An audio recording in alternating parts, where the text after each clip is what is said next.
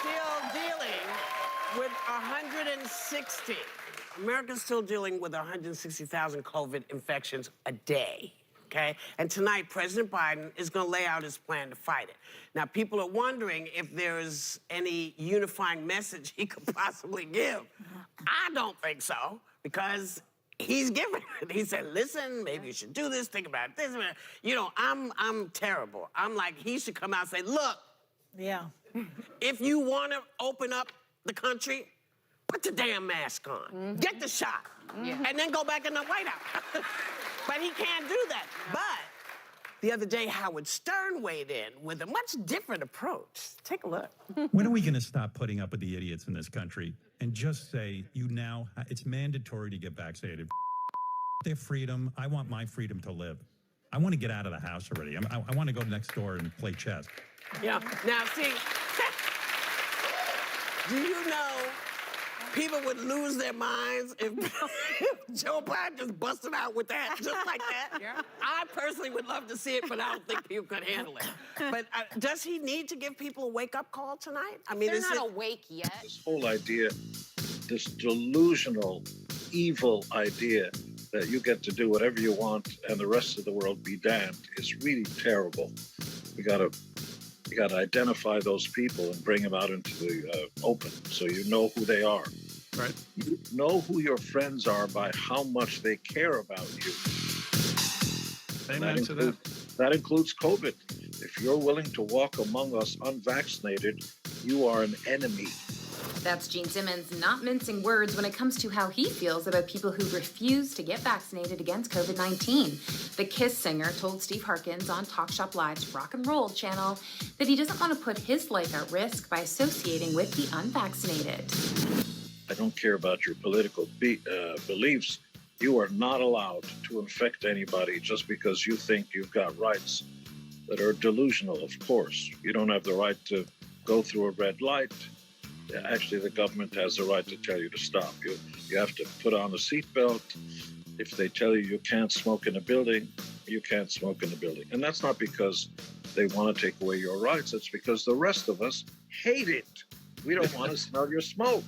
I don't want to catch your disease. I don't want to risk my life just because you want to go through a red light. It has become political. Unfortunately, the far left and the far right are both evil. They both spread all kinds of nonsense. I don't like either one of them.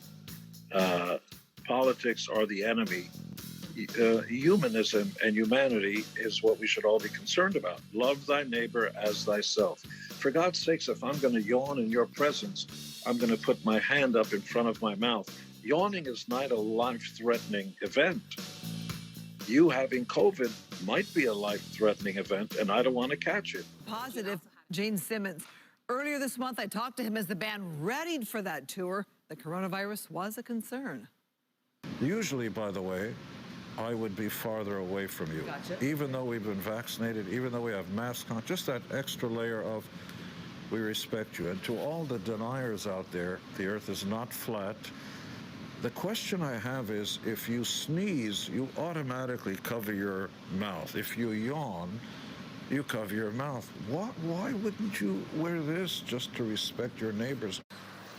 Simmons is a big advocate for masks and vaccines. He is said to have mild COVID symptoms. Kiss has postponed the next 4 dates of their North American tour, and the band and crew will isolate at home for the next 9 days. Earlier this month, Paul Stanley also tested positive.